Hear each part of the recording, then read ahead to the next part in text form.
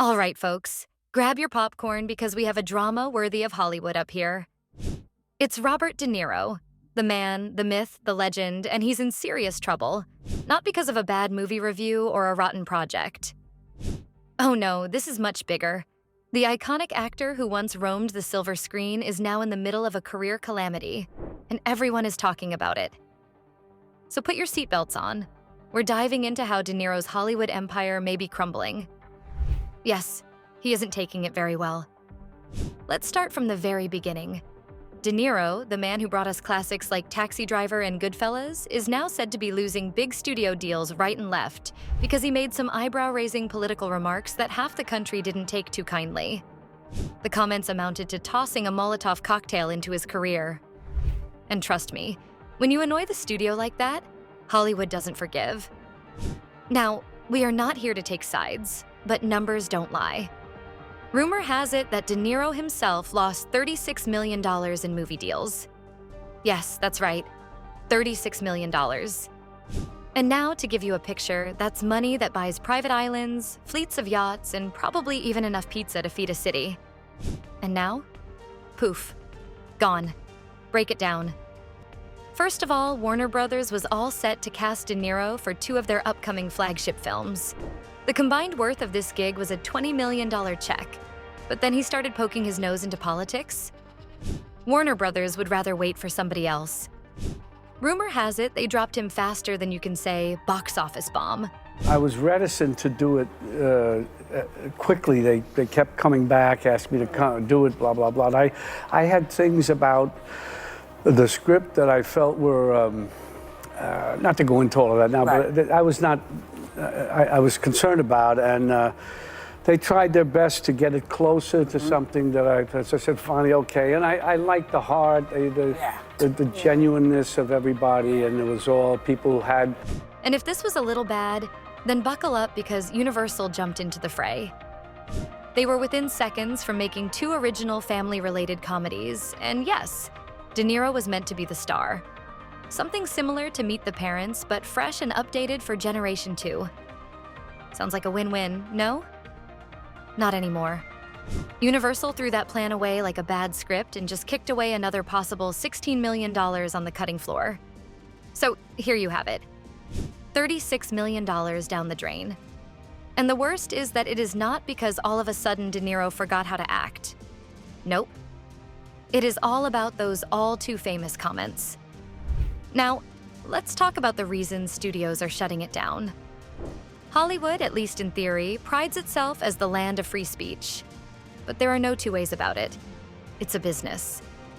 In the context of social media firestorms and hashtag activism, studios will be even more mindful of faces for their projects. They're not just selling movies anymore. They also sell brands, values, and vibes. I owe this city a lot. And that's why it's so weird that Donald Trump is just across the street. Because he doesn't belong in my city. But around the country, people who didn't know him, as we did, started to support him. They bought into his bullshit.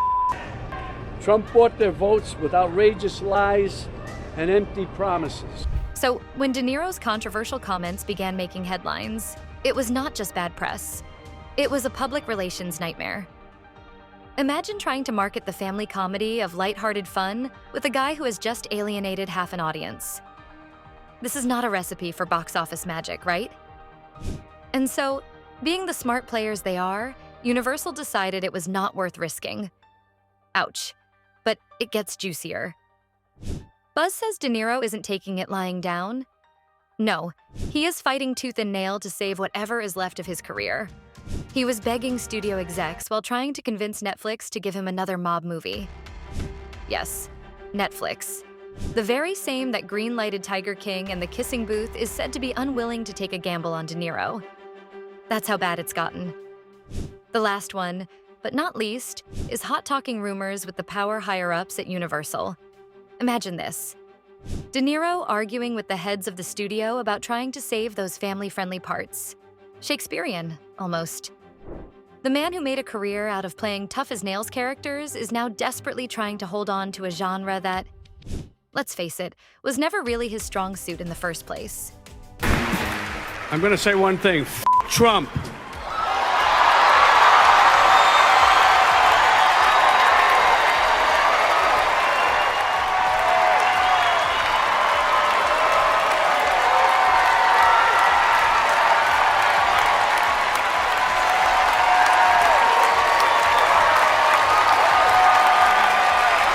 It's no longer down with Trump, it's Trump.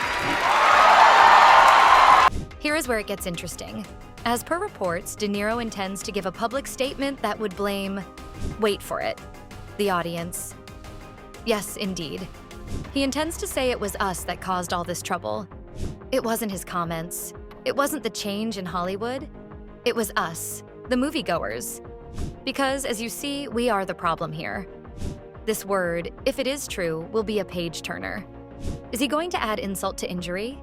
Is he going to catcall the studios? Whatever he has to say about the conditions, one thing is for certain. It is going to make headlines. But now, let's zoom out a little bit. This is not just about De Niro. It is also about a changing Hollywood. The industry operated in self-contained bubbles for decades. For public opinion had little or no effect on the movies and their makers. Not anymore, though. In 2023 and onward, audiences would come knocking even harder on such doors.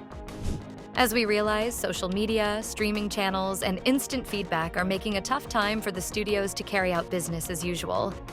This applies also to the case of De Niro, which is a textbook example of this phenomenon. Up. He's done everything. What more do you need? It's almost like he wants to do the worst that he could possibly do to show this country to with us. His slogan should be America. I want to America. So, what happens next for De Niro? He has reached the age of 81 and he is indeed Hollywood royalty. However, he seems to be forced to seek systematic relevance in his life. It's a bit hard to stomach, especially for someone who's been doing this for so long. But maybe, just maybe, it is about time to hang up the gloves.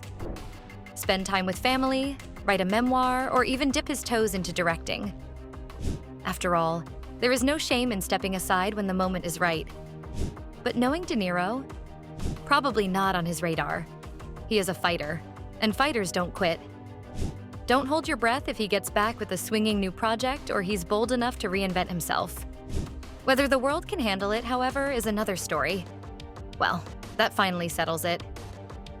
The Hollywood saga of Robert De Niro enters real-time conflict, as it goes down in a drama beyond that of any movie he has ever starred in.